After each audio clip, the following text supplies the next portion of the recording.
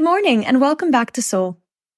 Thanks for tuning in, and I hope you are ready for part 2 of Emotional Intelligence, or EQ. Today we're going one step further to understand how we can master our emotions overall. Mastering emotions is a continuous process that involves self-awareness, self-regulation, intentional effort to cultivate emotional well-being.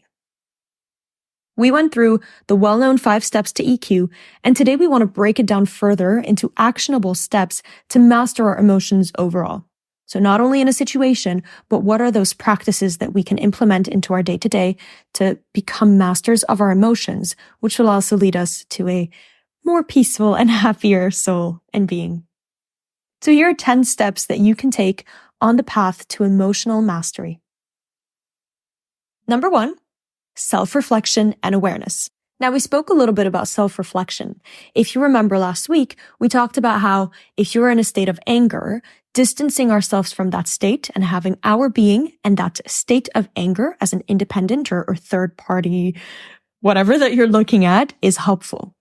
Now, what we mean here when we're mastering our emotions is really taking it further and having time to self-reflect, identify, and acknowledge your feelings. So we're not only, realizing or being aware that this state of anger exists, but also asking things like, why am I feeling like this right now?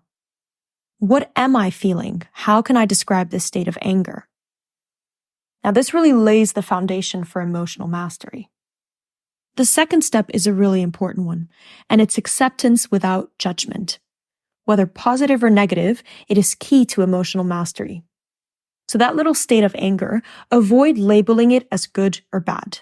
Just view it as a signal, right? And it provides you insight into your needs and experiences. It is what it is. It is a state. It has come out, right? Non-judgmental acceptance enables you then to respond to emotions with greater clarity. If you judge the state, you are also closing yourself up and not going to be enhancing your communication and maybe become harsher on yourself and therefore also more emotional in not a very positive way. Number 3, develop self-regulation strategies. Once you recognize your emotions, you need to work on regulating your response. So we talked about how you can take a quick pause, but here are some techniques in order to implement this into your day-to-day. Things like deep breathing. Things that you can do every day as well, like mindfulness meditation. Could be muscle relaxation. In the moment, just let your shoulders loose, right? Unclench your jaw. Practice these techniques to help build resilience against emotional turbulence. Number 4, we're taking it one step back and trying to identify triggers and patterns. Understanding what triggers specific emotional responses is crucial. Try and identify recurring patterns and explore the root causes. We talked about why it is that we feel a certain way, but what led to you feeling this certain way, right? So why is saying, well, I'm angry because, this, and this happened, or this person said something or insulted me. Sure, but why is it that this triggered you? What is it that led to this response?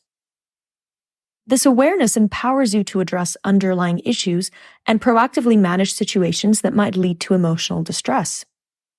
It could be that what triggered you is that they used, they may have used very harsh language, and that's something that triggers you because it brings bad back memories.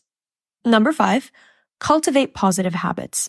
Emotional mastery involves fostering habits that contribute to your overall well-being. That's, of course, a healthy lifestyle and something that's really important to maintain, like regular exercise, sufficient sleep, a balanced diet.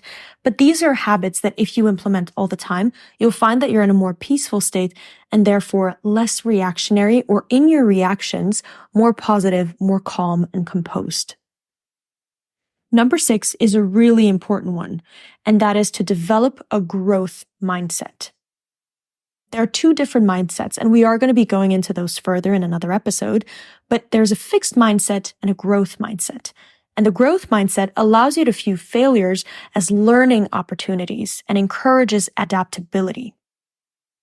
Now, what this means is that if you failed in a certain reaction or in a certain situation, you no longer react even further in a very, fixed way. That's saying, nope, this is, it is what it is.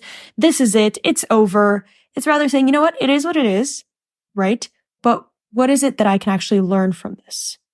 And this can reduce the emotional impact of setbacks and foster a sense of mastery over life's challenges.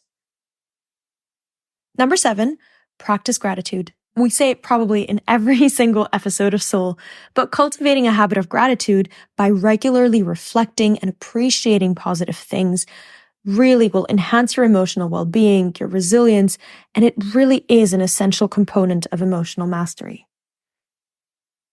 Number 8, seek support and connection. Emotional mastery is not a solitary journey. It's important to seek support from friends, from family, or even from a therapist. Sharing your experiences and feelings with others fosters a sense of connection and understanding. And social support is an incredibly powerful resource for emotional resilience. This is somewhat linked to step number 9, which is learn from experiences. This could be reflecting on past emotional experiences or also from peers. It could be that your parent has been through something similar and they're teaching you through their experience what it is that you can actually get out of what you're currently facing. Consider how you've managed similar situations. What strategies were effective? What didn't work out too well? Use these insights to refine your approach. And finally, number 10, continued learning and growth. In life, if there's one thing you should never stop doing, besides breathing, of course, and eating and all the basic things, but really for your emotional and mental well-being, it's learning. That is how you grow. And emotional mastery is a dynamic process that requires ongoing learning and adaptation.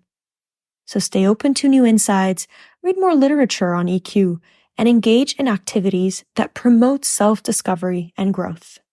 Remember to be patient with yourself, celebrate progress, and stay committed to cultivating a positive and resilient emotional mindset. As always, we do this step by step, day by day. Thank you for your time and have a lovely week ahead. See you next week on Soul.